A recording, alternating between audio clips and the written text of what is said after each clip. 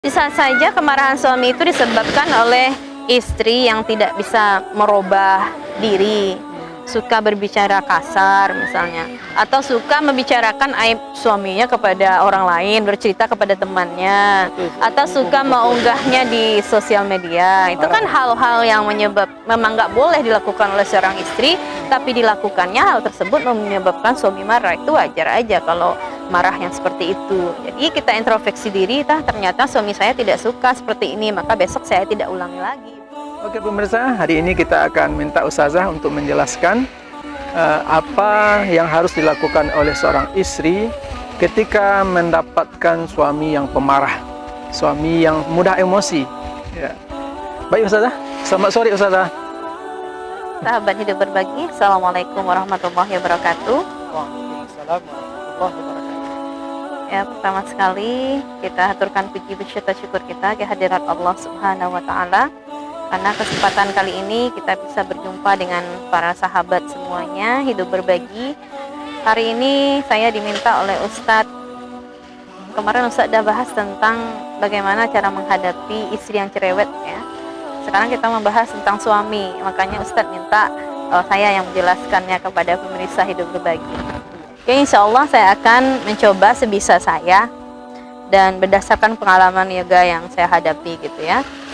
Apa tips menghadapi suami yang suka marah, yang suka pemarah ya?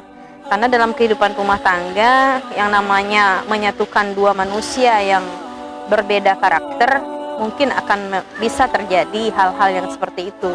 Bisa saja yang satunya pendiam, yang satu laginya pemarah. Yang satunya pemalu, yang satunya lagi suka cerewet gitu ya, banyak ngomong gitu ya. Bisa saja kita menghadapi hal yang semacam itu dalam rumah tangga. Dan marah itu hal yang biasa, tapi ada pula marah yang dilarang oleh Rasulullah gitu ya. Ada larangan marah, ada pula marah yang dibolehkan. Misalnya suami melihat istrinya melakukan kemaksiatan, sekali dua kali dinasihatin tidak bisa, wajar ya suaminya marah. Tapi bagaimana kalau seandainya suami itu memang orangnya pemarah? Bagaimana tips menghadapi suami yang suka marah? Itu memang bawaannya marah. Ya, orangnya emosional lah, gitu ya. Sedikit-sedikit masalah terpancing langsung marah gitu. Tapi kalau sampai main tangan, ini mungkin beda lagi gitu ya, cara menghadapinya. Ini yang marahnya masih wajar gitu ya. Tapi kalau udah KDRT atau melampaui batas, rasanya bisa diadukan kepada hakim. Tapi kalau masih marahnya bisa ditoleransi, jadi kita sebagai seorang istri mungkin mempunyai tips tersendiri untuk menghadapi suami yang suka pemarah kayak gini. Oke sahabat Hidup Berbagi, sebelum saya lanjut kepada tips menghadapi suami yang suka pemarah, saya akan menjelaskan sebuah hadis dari Rasulullah SAW yang menyatakan tentang larangan marah ya kepada siapa aja, laki-laki, istri atau suami gitu ya, atau kepada orang lain, kepada anak. Pokoknya larangan marah.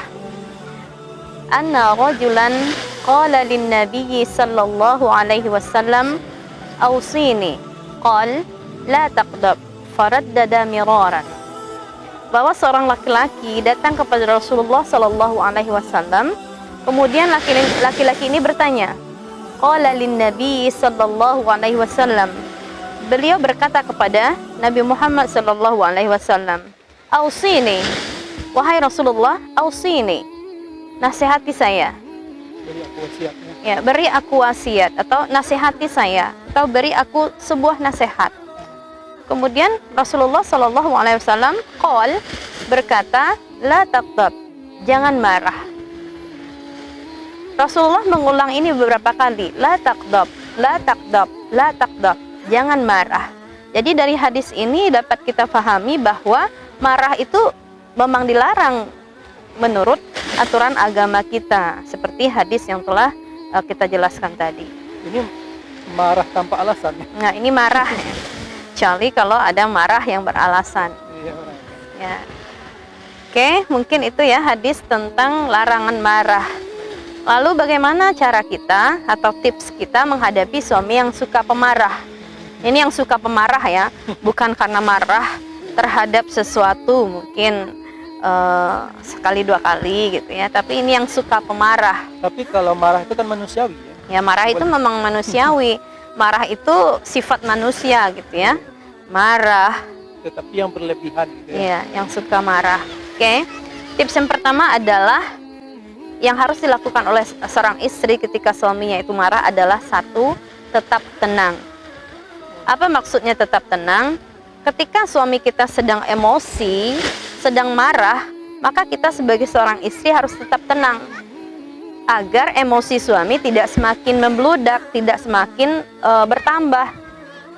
Apalagi kalau tenang kita tuh diiringi dengan air mata, pasti suaminya ini akan hilang rasa marahnya itu.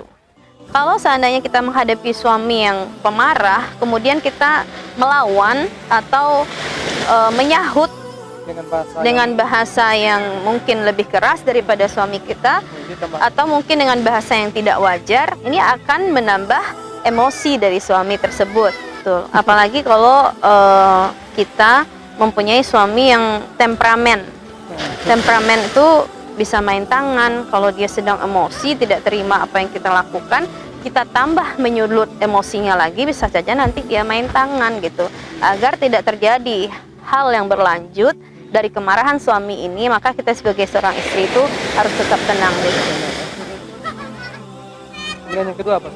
Kemudian yang kedua, kita mencari apa yang menyebab kemarahan suami tadi. Apa kira-kira yang menyebabkan kemarahan dari suami itu? Misalnya, kalau kita tahu sesuatu yang salah yang menyebabkan suami kita marah, maka kita jangan lakukan lagi. Atau cepat meminta maaf kepada suami gitu. Kalau kita tahu suatu kesalahan yang menyebabkan suami kita marah, maka ketika kita sudah memahami kesalahan kita dan meminta maaf, maka suami akan tenang. Tapi kalau kita tidak merasa bersalah, menyahut dan melawan pula kepada suami, maka suami akan bisa semakin lebih emosional gitu. Jadi kita kenali gitu. Kenali apa yang menyebabkan suami kita itu marah. Jadi persoalan apa yang menyebabkan suami kita marah gitu. Setelah kita tahu persoalannya, tentu kita bisa memahami, oh ya ternyata saya salah, maka minta maaf. Kalau seandainya di waktu ketika suami kita itu marah belum bisa minta maaf, ya cari waktu yang tepat untuk bisa menyampaikan permintaan maaf kita itu. Oke, yang tips yang ketiga, introspeksi diri. Ya, introspeksi diri setelah kita kenali tadi kenapa penyebab suami kita itu marah kepada kita, tentu ada introspeksi diri. Saya seperti ini, inilah yang menyebabkan suami saya marah. Agar ke depan, dengan adanya introspeksi diri ini, agar ke depan hal tersebut tidak terulang lagi, tidak memancing emosional suami lagi di masa yang akan datang gitu. Karena tidak baik kalau seorang suami itu suka emosional kepada istrinya. Tidak baik untuk psikologi suami, psikologi istri, dan tidak baik untuk psikologi anak-anak yang mendengar mereka bertengkar atau emosi gitu.